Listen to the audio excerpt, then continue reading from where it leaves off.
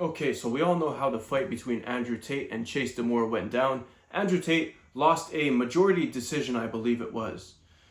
And I'll admit, I was really surprised by this. I didn't think that Andrew Tate would have a super dominant victory. I didn't think he was going to knock out Chase by like the second round or anything.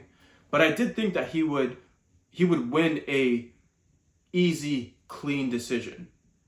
And much to my surprise, I was wrong. Now, a lot of people, particularly Tate's fans, they're saying that he lost because he got old, he's in his 40s, he's been out for 10 years. I'm not buying those excuses because, one, he hasn't been out for 10 years. It hasn't been that long that he's been out. And two, there's a lot of guys that fight and compete at a high level in their 40s, and they still do well. For example, Bernard Hopkins, he was world champion, I think, at like 49 years old or something like that, damn near into his 50s. And there's a lot of guys that compete at a high level in their 40s, and they do well. So Andrew Tate, he didn't lose because he's in his 40s. He didn't lose because he's been out for a few years. That's not why he lost. I'll tell you why he lost and some lessons that you can take from this whole experience. But first, before I do that, I just want to make it very clear. I'm not an Andrew Tate lover. I'm not an Andrew Tate hater. I'm neutral. I don't hate the guy. I don't love him. So I'm not going to just turn this into a roast session of Andrew Tate. I'm not going to start dumping on the guy or anything, especially because I like to have a certain level of respect for guys that put on the gloves and get into the ring and compete. Because it's not an easy thing to do. Even if I don't like the guy, I'll still have that level of respect. So, and plus, 99% of people talking shit, they're never going to have the courage to get into the ring themselves. So, I'm not going to use this as an opportunity to just dump on the guy. That's not what I'm here to do. I'm here to talk about why he lost the fight and some lessons that you can take from this whole experience. Now, why did Andrew Tate lose this fight? It's not because he's in his 40s. It's not because he's been out for a few years. The reason why Andrew Tate lost this fight is because his cardio wasn't good. Now, I'll say this. I still think Andrew Tate is a better fighter than Chase. I know that sounds crazy. I know, especially because Tate lost the fight. But I still believe he's a better fighter than Chase. I say this because Andrew Tate, he's more experienced than Chase. He's been in the fight game longer than Chase.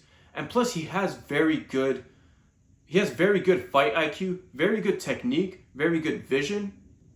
He knows what he's doing. I've seen footage of Andrew Tate sparring. I've seen his fights too. And I've also dealt with people like this in real life where you'll be in the ring with somebody. You'll see somebody sparring or fighting or whatever. I've seen this myself. That guy can just look at his opponent, where his elbows are at, where his hands are at, are his elbows tucked in or not, his chin, where his feet are, his positioning. He can just look at you and he knows exactly what to throw. He knows, does he have to throw a left hook to the body? Does he have to throw an overhand right? He knows what's the most effective punch to throw and what he can throw to hurt you. Andrew Tate is one of those guys. I've seen it in his sparring footage, for example. He'll be sparring somebody, he knows exactly what to throw.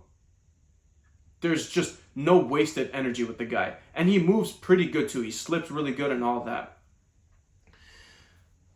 But, so I believe he's a better fighter than Chase, but the reason why he lost his fight is because his cardio wasn't good. And if you watch the fights, in the first round, Andrew Tate was doing really good. He was doing really good. He was the one taking it to Chase, and there really wasn't much that Chase could do. So Andrew Tate in the first round, when his cardio was there, he was doing really good. But the problem is, he gassed out in like the second round, by the end of the second round, the third round or something like that. And this is why I say to you guys, cardio is just critical for combat sports. If you want to get into combat sports, you want to compete, you want to be able to defend yourself and your loved ones, you have to work on your cardio. You have to get your road work in. Because it doesn't matter how strong you are, doesn't matter how big your muscles are, doesn't matter how good your technique is, doesn't matter how good your fight IQ is. If your cardio isn't there, if your cardio is not good, nothing's going to save you. If your cardio isn't good, if you're tired, but your opponent isn't, he's going to have an easy time with you.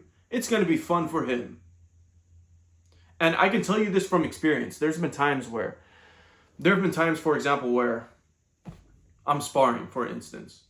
I'll be in the ring with someone, and I'm tired. I end up getting tired. And because I'm tired, I'm looking at my opponent. I'm looking at him. I can see the openings. I can see the mistakes that he's making. I can see what I have to do. My mind is telling me, throw this punch, slip this way, counter this punch with this, do that. My mind is telling me what to do. I know what I have to do, but because I'm tired, I can't do it. My body just won't let me do it. My mind is telling me one thing, it's telling me what I have to do, but my body just isn't letting me do it. So, Andrew Tate, his cardio wasn't good. That's why he lost the fight. And that's a lesson for you. It just goes to show you how important cardio is. Make sure you're getting your road work in. And the reason why Andrew Tate's cardio wasn't good, and this is another lesson that you can take. The reason why his cardio wasn't good is because he lives an unhealthy lifestyle. There's an interview that he did with Patrick Bet-David. It was the second interview they've ever done together. They've done a few of them now, but it was the second one they did together. If you watch that interview, Andrew Tate talks about what he consumes on a day-to-day basis, what he eats and drinks on a daily basis. Andrew Tate said that he drinks 10 to 15 cups of coffee a day. He smokes cigars every day. And he only eats once a day. He only eats dinner. And he only eats, I think it was 3 steaks he said for dinner. He only eats steak for dinner. So 10 to 15 cups of coffee a day, cigars every day. He only eats steak every day. That's a pretty unhealthy lifestyle. It's not a good lifestyle. And because he lives that unhealthy lifestyle, we saw him pay the consequences for that unhealthy lifestyle in this fight. Because he lives that unhealthy lifestyle, his unhealthy lifestyle led to him having bad cardio, and that bad cardio led to him losing this fight that he should have won. So let this be a lesson for you. Live a clean lifestyle. You need to live a good, clean lifestyle. Don't just eat meat and that's it. I'm not saying to be a vegan, because veganism is ridiculous too. But don't just eat meat. You definitely want to eat your meat. You definitely want to eat your chicken, eat your beef. Don't eat pork because that shit's disgusting. But eat your meat. But also eat your fruits, eat your vegetables. Get your good carbs in. Get your healthy fats in. Get your protein in. Have a balanced diet. Stay hydrated. Drink water. Sleep well. Don't drink, don't smoke, don't use anything, don't do any of that. Live a good exercise. And when I say exercise, don't just lift weights and get big and that's it. No, lift weights, build some muscle, work on your cardio as well. Live a good, clean lifestyle so that you're actually fit, you're actually healthy. You're not going to gas out after 2 rounds. You're not going to lose a fight that you should have won. Because this is what happened with Andrew Tate. Like I said, his unhealthy lifestyle led to bad cardio. His bad cardio led to him losing a fight that he should have won. And there's another lesson that you can take from this. And that's, be careful with what you take, the advice you take from social media. Be very careful with the information that you follow from social media. I say this because I guarantee you there's some young boy, some 18-year-old kid that listened to that interview where Andrew Tate talked about he just has 10 to 15 cups of coffee a day, he smokes cigars and just has steak and that's it. Some young kid listened to that And now he's doing the same thing. He's just consuming coffee and cigars and steak, and that's it. And he thinks that's what's going to make him healthy. Because he's looking at Andrew Tate, and Andrew Tate looks healthy on the outside. The guy's built like Hercules. He's very well built. He looks healthy on the outside. But on the inside, we saw it in the fight. On the inside, he's not as healthy. Because if he was, he wouldn't have gassed out by the second round. Or the third round, whatever it was. So, because he looks healthy on the outside, some kid looked at him and said he wants to be like that. And he started taking that advice. And now he's the same thing. He's not as healthy. So be very careful with what you consume on social, or what you take from social media, the advice that you take from people on social media. And the last thing that you can take from this whole experience is, if you're unforgiving with others, people will be unforgiving with you. If you're unforgiving with others, others will be unforgiving with you. If you look on social media, people are using this, they're just being ruthless with the guy, just kicking him while he's down, and they're just ruthlessly dumping on Tate. And I'm not, like I said, I'm not going to do the same thing. I'm not going to kick the guy while he's down. And I'm not saying I agree with it necessarily, but I can see why people are taking this opportunity to just dump on the guy. I can see why they're doing it, but I'm not saying I agree with it, but I can see why they're doing it. The reason why people are doing it is because Andrew Tate was very unforgiving with other people for a long time. He was very harsh with other people. Just zero sympathy with others. Zero sympathy, zero empathy, nothing with other people. And because he was so harsh with others, others are being harsh with him now. And for example, he was always calling people losers and just calling them weak all the time and whatever, right? And if you watch, for example, he did this interview with Nelk, with those Nelk boys. And in that interview, he was talking about his webcam business. And he was talking about how he pretty much took money from other men with his webcam business.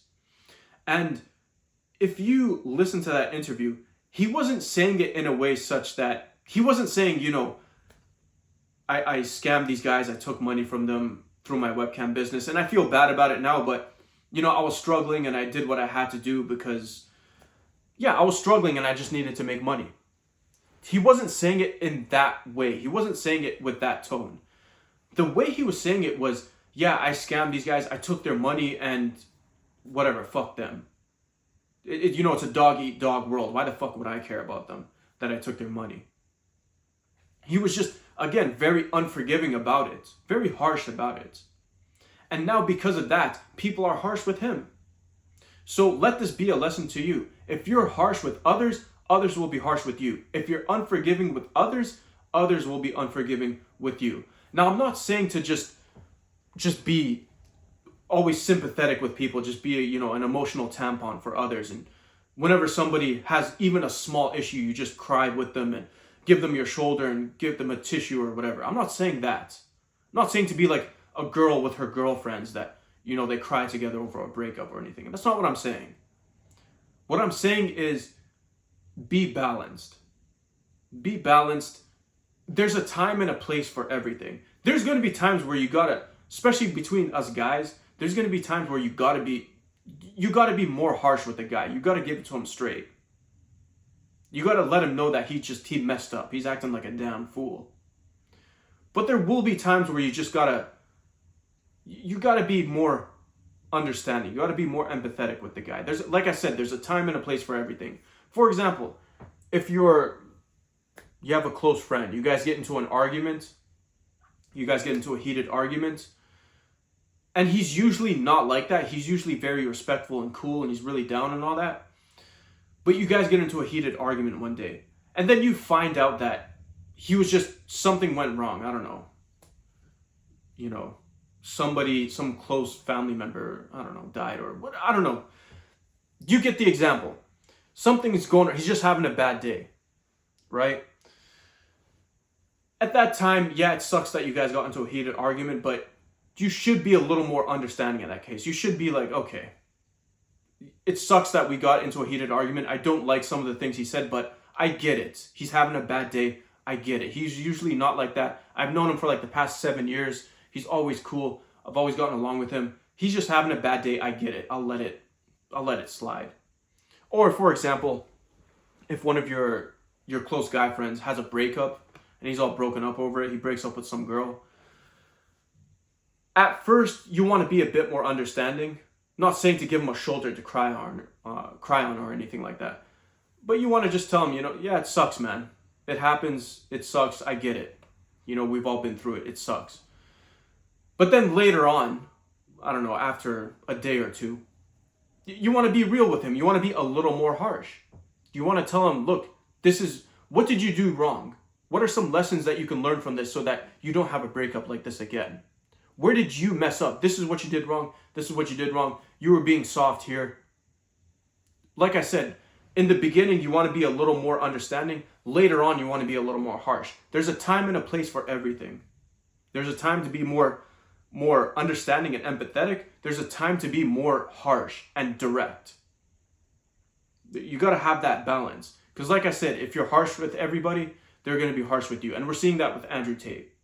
People are just, if you look on social media, man, on Facebook, on Instagram, on Twitter, people are just ruthlessly just slamming the guy because of that. He was just always harsh with other people. He was always unforgiving with other people. So and like I said, you got to be balanced. You got to use your head. You got to be smart. I'm not saying to just let people cross serious red lines with you. That's not what I'm saying. If somebody does that, you don't be understanding in that case. No. If someone crosses a serious red line, for example, they try to make moves on your wife or something, no, don't do that. Or your wife cheated or something, no. You're not understanding in that case. You walk away. I hope you would walk away. Seriously, walk away if that ever happens. But like I said, time and a place for everything. There's a time to be more understanding, a time to be more direct, and a lot more cutthroat. So, like I said, didn't want to make this a roast session of Andrew Tate, just some lessons that you could take from this whole experience. Hope you took something valuable from this.